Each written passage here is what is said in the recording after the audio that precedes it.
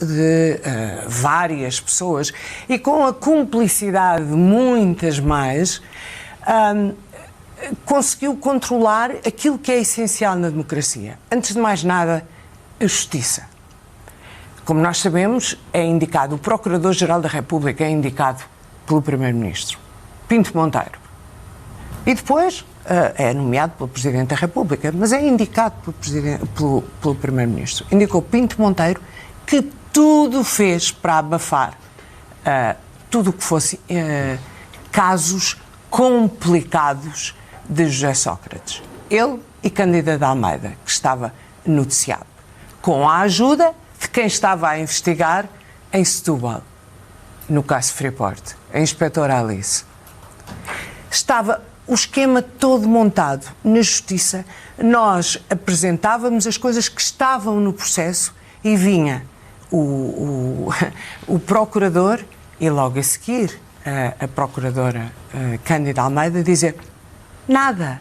Ele não foi arguido, ele não foi ouvido como testemunha e depois querem... Ainda assim, houve provas reveladas pelas reportagens da TVI que chegaram a ser consideradas. Sim, mas querem a coisa mais evidente do que chegar ao fim e haver 27 perguntas por 2 procuradores, em que foram completamente maniatados pelos seus superiores. Portanto, mas houve o controle da Justiça. Com todos, depois com a face oculta, com os despachos do Alto Tâmega, em que vieram para o Procurador-Geral da República, com as escutas, com a tentativa de compra da TVI para abafar aquilo que era incómodo na comunicação social, em que as escutas foram anuladas, foram apagadas. A Justiça, o sistema financeiro, com o amigo Vara, no BCP, na Caixa Geral de Depósitos, o sistema, o meio empresarial, como nós sabemos, não é? A PT, a Ricardo Salgado.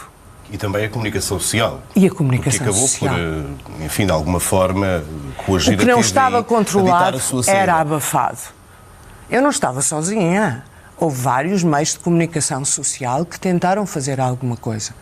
Eu tinha uma equipa muito boa a trabalhar comigo, mas nós éramos os mais visíveis, porque era uma televisão, porque se multiplica por muito mais gente e porque o caso foi, porque eu fui anulada, eu fui reformada há 9 anos. Isto é que é grave, muito mais do que a corrupção. A corrupção houve, haverá, há lá fora, e tem que haver meios que combatam a corrupção. Agora, o que é assustador é este controle de tudo e ninguém discutir isto. É também assustador que ninguém... para mim foi assustador, principalmente, que tivessem calado um jornal por uma administração e que ninguém tenha feito nada. Que o Parlamento não se tivesse insurgido. Todos eles beneficiaram de todos estes comportamentos. Eu estava a ver há bocadinho a notícia sobre as parcerias público-privadas. Se houve coisa em que nós batalhámos, foi nas PPPs. Nós demos notícias do descalabro que aquilo era para o país. O que nós íamos pagar. Há pouco falou da, enfim, interferência da Justiça em muitas das coisas que iam para o ar na TVI. Enfim, no fundo, o que disse é que a Justiça na altura estava controlada pelo poder completamente controlada. Eu gostaria que o Ministério Público fizesse uma investigação, abrisse um inquérito ao comportamento do Procurador-Geral, Pinto Monteiro. Porque acho que o comportamento de pessoas que devem estar zelosas da legalidade e um Procurador-Geral, os procuradores são aqueles que devem ser os garantes da legalidade. Esses, acima de tudo, devem ser aqueles que devem ser mais escrutinados. Mas as coisas mudaram, entretanto. Sim. Tenho medo de que estejam a querer, falando bem depressa, a querer pôr uns patins a Joana Marques Vidal. Tenho muito medo, porque ela tem provado ao longo deste tempo, de que as coisas são completamente diferentes com ela. A redação da TVI era uma redação, hoje não a conheço, não sei, mas era uma redação muito, muito complicada. Eu tinha que fazer o jornal com a pequena redação que fiz, com elementos daquela redação, jornalistas muito bons, mas que eu tinha que esconder tudo. Porque eu tinha a noção de que havia elementos do gabinete do Primeiro-Ministro que telefonavam para lá. E telefonavam no dia para saber o que é que o jornal tinha. E eu não podia confiar nas pessoas.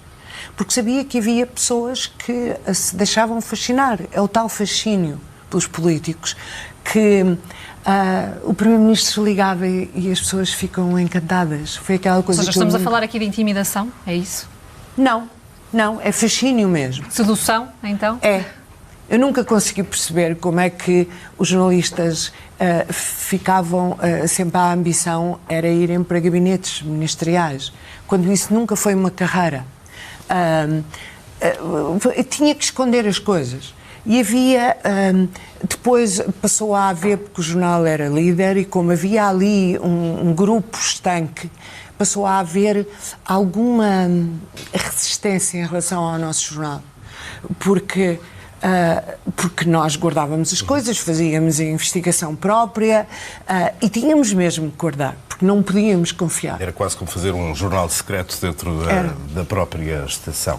Era. É que o que é engraçado é que, entretanto, é que é toda a classe política. Quando eu digo que a banalidade deste comportamento, há uma banalidade deste comportamento, estende-se, não é só ao PS. Não é só ao PS, é a todos os partidos políticos, porque não houve um que levantasse a voz. Não houve um. Porque depois há um que se lembra.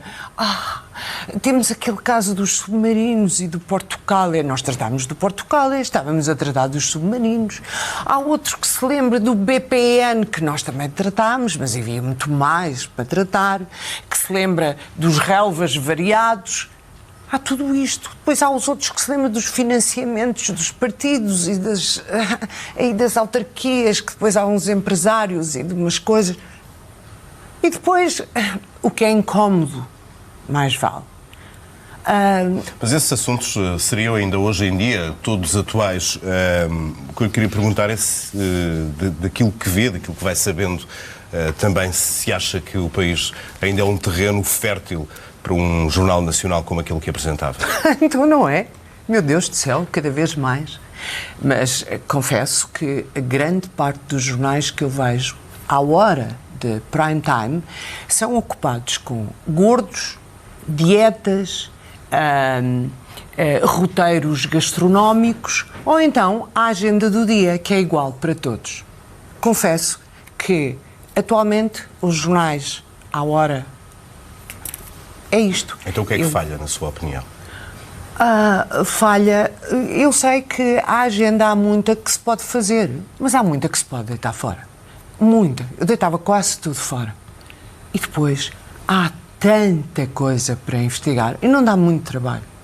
Porque basta levantar uma ponta e há tanta gente disposta a falar, a mostrar documentos. Agora, tem que ser coisas fiáveis. As fake news não dá, não é? Desde que haja documentação, desde que haja pessoas credíveis a quererem. Porque quando um jornalista mostra que está disposto a mostrar a realidade, a falar a verdade, chovem coisas. À sexta-feira, então, era quando se podia apanhar a agenda do dia e era quando eu aproveitava para apanhar os ministros e as pessoas do governo que nunca falaram para aquele jornal. Nós fazíamos até uma contabilidade de o ministro X, já o convidámos 10 vezes recusou. O primeiro-ministro, então, claro. O ministro não sei quantos, o Santos Silva, lembro perfeitamente. Nós chegávamos a dizer, estou em Coimbra, dizia ele. Nós metemos meios direto. Não posso a essa hora. Então nós gravamos. Nunca. Nunca se podia. Mas chegavam desmentidos também, ou era só indisponibilidade? Nunca. Nunca houve um desmentido. Nunca houve um pedido de direito de resposta. Nunca houve um processo. Aquilo que houve foi, no Congresso do PS, começou a campanha, que agora já conhecem qual é, não é? Na altura era inédita, que era uma perseguição pessoal, calúnias. Agora conhecem que sempre que se diz qualquer coisa que não agrade ao ex-primeiro-ministro, o que é que ele diz? É sempre, não é? Que é uma perseguição pessoal, são calúnias. Na altura era virado para nós. Virado para nós, foi um bocado para o público, mas é esta sempre a resposta que dá relativamente a coisas que uma não me agradam. Uma estratégia de vitimização, como de resto se disse aqui nas últimas semanas. Falava há pouco do caso dos submarinos, do caso Portugal e também que o jornal que era responsável andou ainda a investigar. Falou também da eventual responsabilidade de políticos, não só do PS, mas também do PSD e de outros partidos, do chamado arco da governação, em todos estes casos. E da necessidade de uma reforma. Considera que estes políticos que nós temos, eles estão interessados, verdadeiramente interessados, em reformar o seu próprio sistema? Não. Senão já o teriam feito, não é? Este sistema eleitoral está gasto. Já provou que não traz confiança. Cada vez há mais abstenção. Cada vez as pessoas se afastam mais dos políticos. Porquê? Porque os políticos respondem aos partidos, os políticos não são responsabilidades. Bom, eu estive na Assembleia. É verdade, foi deputada do Eu CDS, fui deputada. Era deputada independente, pus como condição ter plena liberdade do meu voto, tanto que eu era deputada independente pelo CDS-PP, e houve uma vez que votei sozinha com o PCP. Confesso que foi complicado, mas disse ao grupo parlamentar que tinha que votar em consciência com o PCP. Mas eu estive lá dentro. Eu tenho essa vantagem de saber como é que as coisas funcionam. Mas isso também já foi há alguns anos. Nada mudou, entretanto, nessa vontade com a exposição agora deste tipo. Não estou lá, mas os indícios são. As coisas funcionam em função do partido. Sempre em função do partido, não em função do país. E nós vemos que em função são as direções partidárias que escolhem os deputados, são as direções partidárias que escolhem as estratégias, são as direções, os deputados respondem perante as direções partidárias. Não, eles têm que responder perante o cidadão. O sistema tem que mudar necessariamente. Um sistema mais inglês. Um sistema mais inglês, mais responsabilizado. Pensa para que esta desconfiança instalada em relação aos políticos desapareça? Um sistema mais inglês. Só que os partidos não querem porque perdem votos com isso, não é? E deixam de ter poder sobre os deputados. Eu lembro-me de estar, de repente, um deputado, porque havia tempo, estar a falar sobre coisas que interessavam à sua região e de coisas que interessavam aos cidadãos, e a Assembleia desertava toda, porque aquilo não interessava. Não interessava, não era política partidária, não eram coisas que ao partido cabeça dissessem respeito, mas diziam respeito ao cidadão. Portanto, o voto em consciência existe para coisas raríssimas, como sabem. Para falarmos ainda de corrupção, é inconcebível o PS, que está agora com este assomo, como diria a tal pessoa que me encontrou hoje, com este assomo de caráter, que continue a dizer, e contra a revelação de quem contraiu empréstimos na Caixa Geral de Depósitos, quem contraiu empréstimos e não os pagou. E nós a pagarmos milhões e milhões, não é? Mas o próprio Banco de Portugal, enfim, diz que... Sim, mas o Tribunal da Relação diz que sim. Mas o Tribunal da Relação diz que sim. E porquê é que era importante saber isso, Manuel? Porque, então não é importante saber quem são os devedores, a quem é que Eu não estou a dizer que não é Vara... importante, estou pois, só a perguntar. A quem é que o Governo, através de quem lá esteve a gerir, fez empréstimos a fundo perdido, com o dinheiro de todos nós? Não é importante? Para que as coisas, para que haja mecanismos ou que as pessoas estejam de sobreaviso. Não é importante. Nós sabemos, as listas dos faltosos ao fisco podem ser publicadas. De pessoas que devem... Pronto, porque, coitados, às vezes, porque, olha, caiu-lhes a crise em cima, não é? E não podem. E esta gente que... os amigalhaços do Governo, os amigalhaços do amigo Vara. Há muitas questões que, de facto, são importantes no combate à corrupção. Só para terminarmos, Manela, tens uma visão otimista do que é a atual situação do país? Não tenho. Não tenho. Acho que enquanto... Não tenho mesmo nada. Eu continuo a reforçar isto. Não tenho. Enquanto as coisas não mudarem, enquanto não houver uma fiscalização, mas é uma fiscalização de todos, enquanto não houver uma outra mentalidade, enquanto não houver esta banalização de encolher os ombros, já é costume, enquanto não houver uma...